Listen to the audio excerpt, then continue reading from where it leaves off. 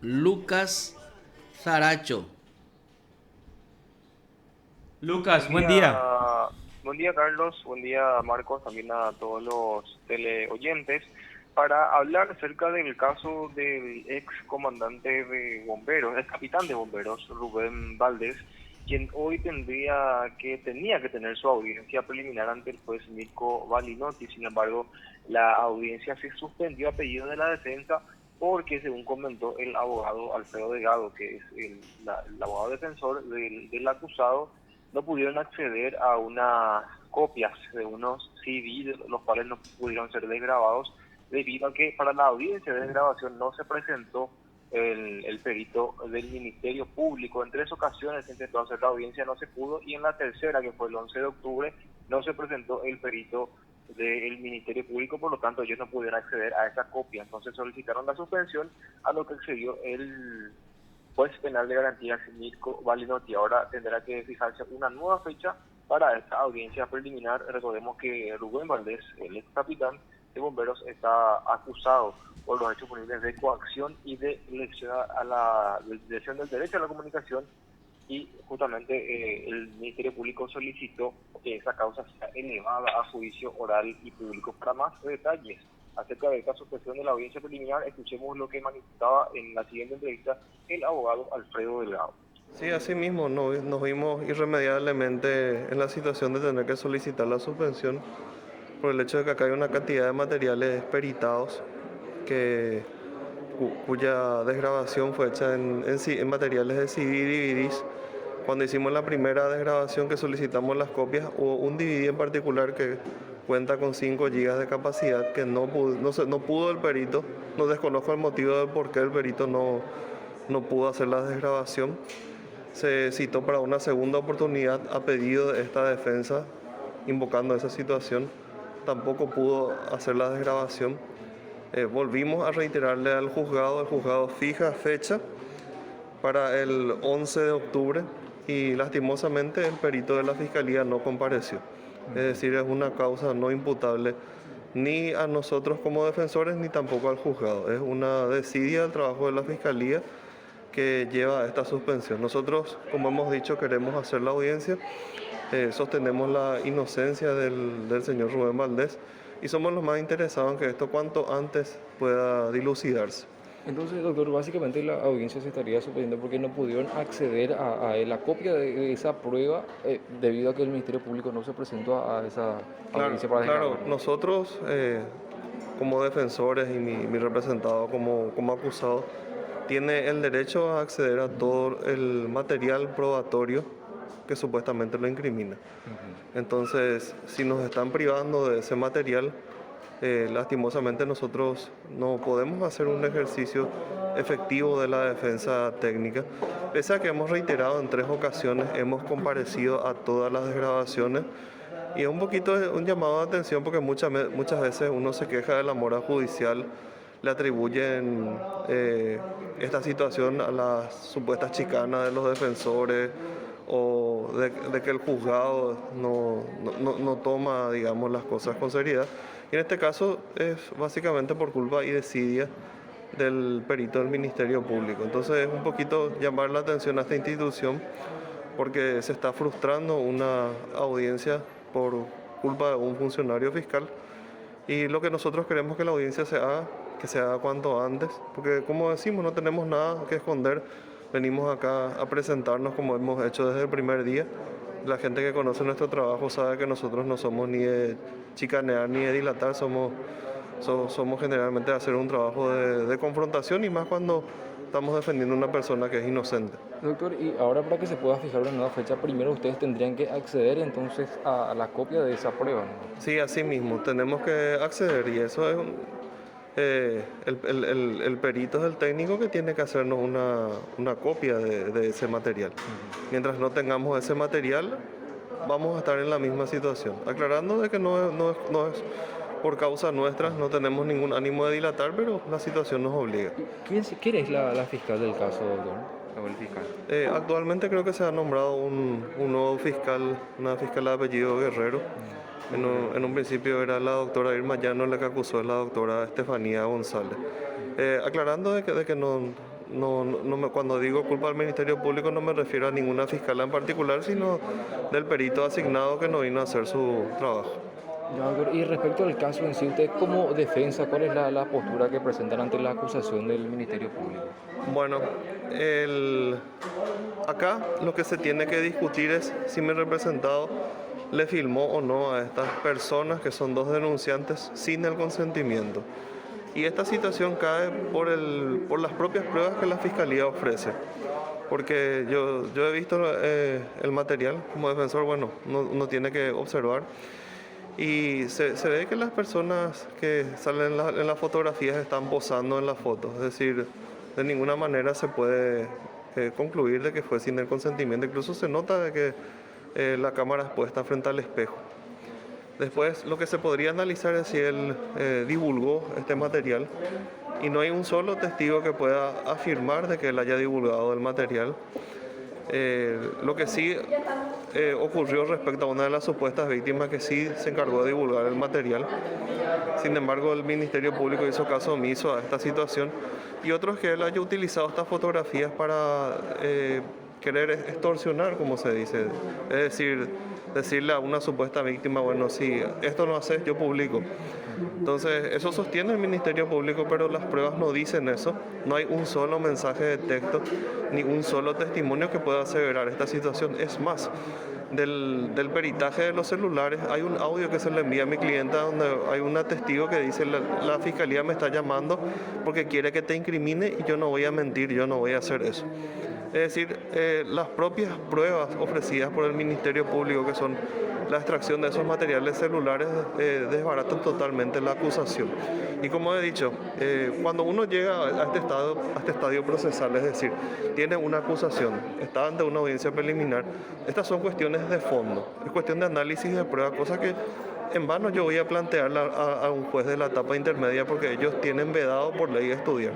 Irremediablemente vamos a ir a un juicio oral y público, y yo voy a solicitar que este juicio sea transmitido públicamente a través de los canales de la Corte Suprema de Justicia, porque yo creo que la publicidad va a ser una garantía. Porque así como es muy fácil decir el capitán Valdés le extorsionó, hizo esto, lo otro, aquello, y no tener ninguna prueba. Es muy fácil, como he dicho en varias ocasiones, él es un héroe nacional.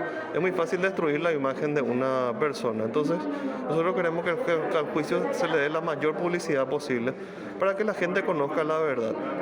Doctor, bueno, entonces de esa posición ustedes aseguran que esta causa podría llegar a juicio. Incluso mencionaba, doctor, que ustedes no tienen miedo de que este caso llegue al juicio, ¿no? Por supuesto, dada la situación, es el único estadio procesal en donde nosotros podemos darle un corte a esta cuestión. Y no, en absoluto estamos muy seguros del caso, de nuestro trabajo, de la persona, de la integridad del capitán Rubén Valdés, y vamos a ir nosotros hasta las últimas consecuencias. Lastimosamente el Ministerio Público no ha hecho un buen trabajo. Desde un principio todo esto se convirtió en un circo mediático.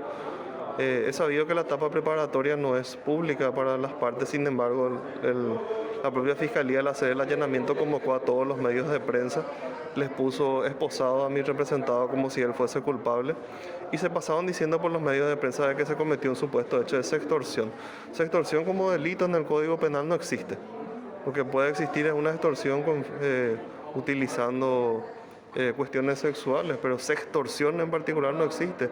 Es como ponerle un título de marketing, y vemos un poquito que el proceso así se desdibuja. Una persona que es inocente es expuesta como culpable al escarnio público, y nosotros estas cuestiones nos vamos a dejar así.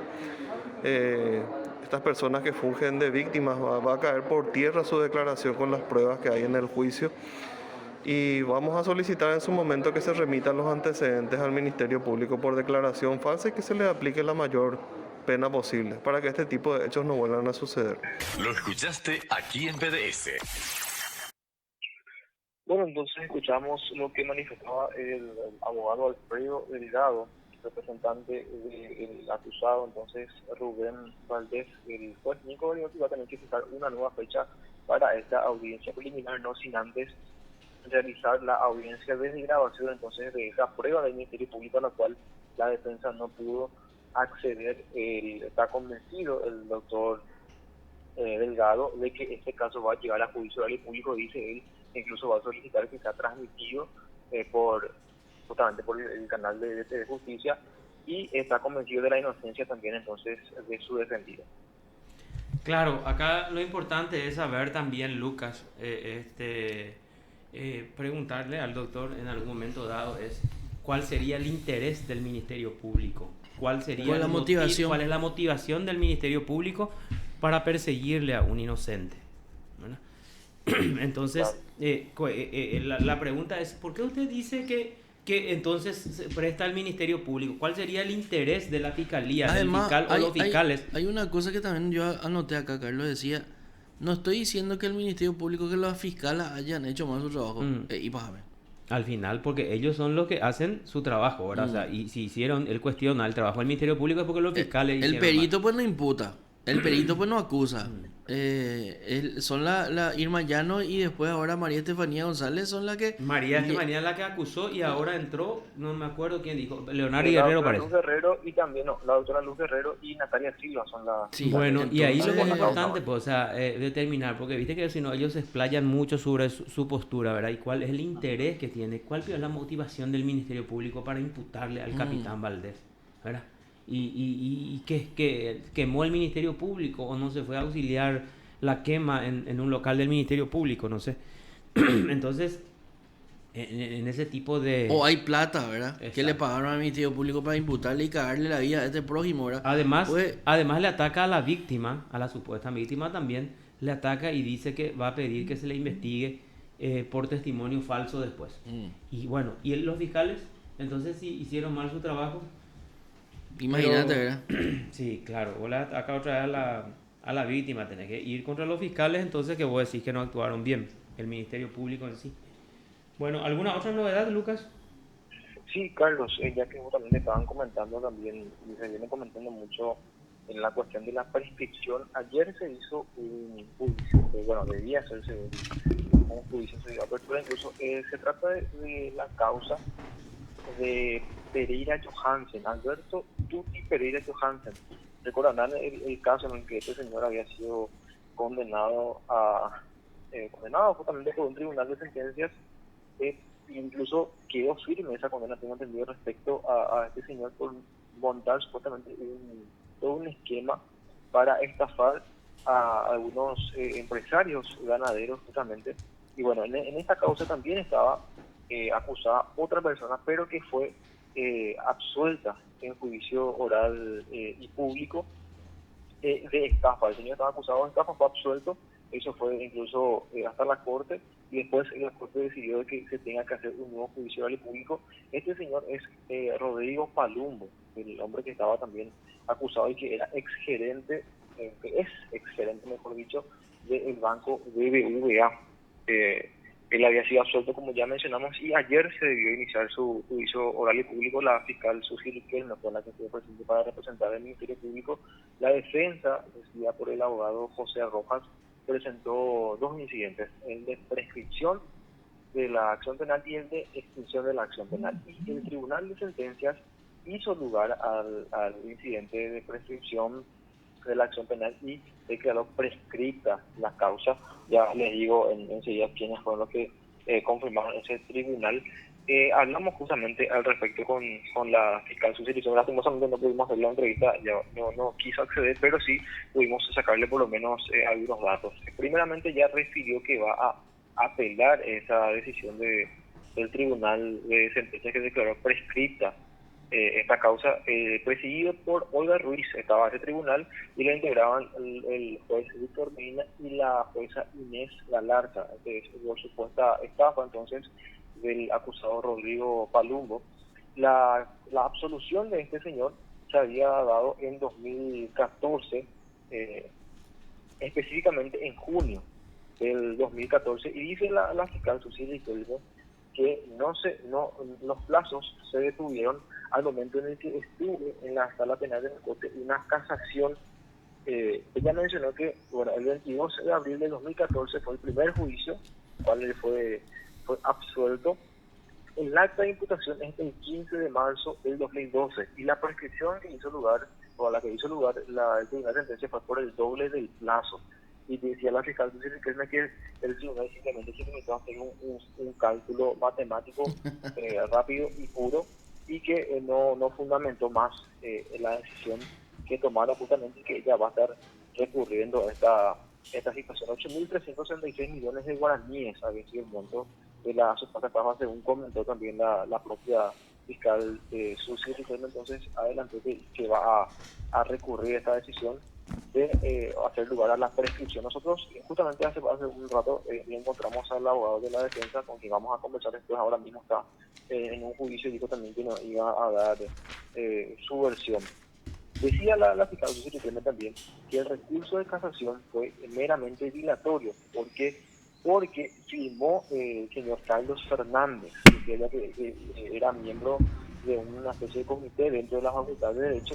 Eso provocó que varios ministros se tuvieran que inhibir y prácticamente se inhibieron todos los ministros, dijo incluso la fiscal Susi, por lo tanto se tardó bastante en resolver esa casación, y que esa casación prácticamente congeló los plazos, decía ella. Entonces, por lo tanto, según el Ministerio Público, no se dio aún la prescripción de ese caso. Entonces, 4 años y 9 meses estuvo esa casación en la Corte, es lo que me decía la fiscal Susi.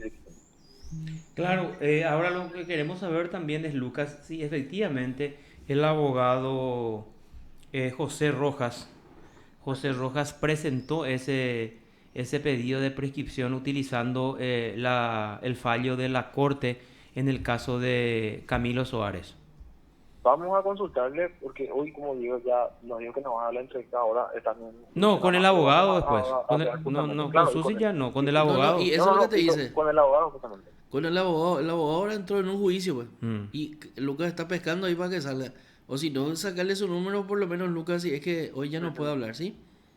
Sí, claro que sí. 4 años, 9 meses estuvo entonces la casación en la corte. Sí, según la fiscal Susi. Claro, según la fiscal Bueno, ¿y Susi qué es lo Riquelme. que hacen? Le contratan al abogado Carlos Fernández para intervenir. El hijo, presumo que es el hijo del ex ministro de la Corte, Carlos Fernández Gadea. Entonces, de él se inhiben todos los ministros. Mm. Y ese es el premio que vos le das después, la prescripción, ¿verdad? O sea, a la gente que busca y contrata a un abogado de quien se inhibe todo y lleva para integrar. ¿Vos sabés lo que es integrar una sala de la Corte Suprema de Justicia ante la inhibición masiva de los ministros?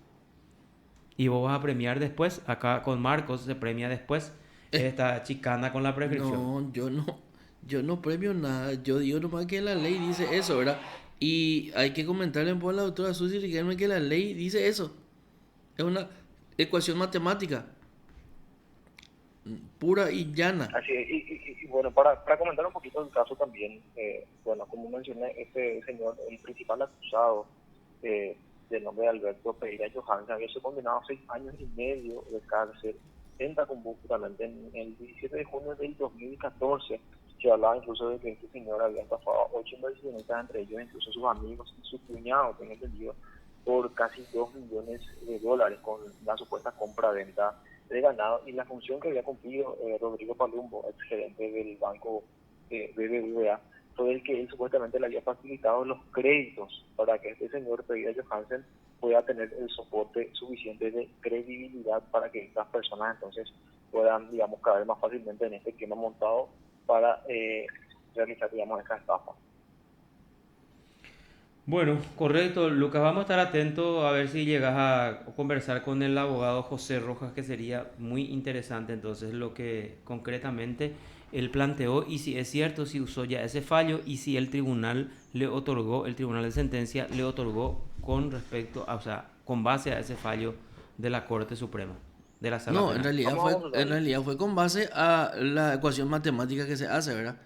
Utilizando como espejo el fallo de la Corte Suprema de Justicia.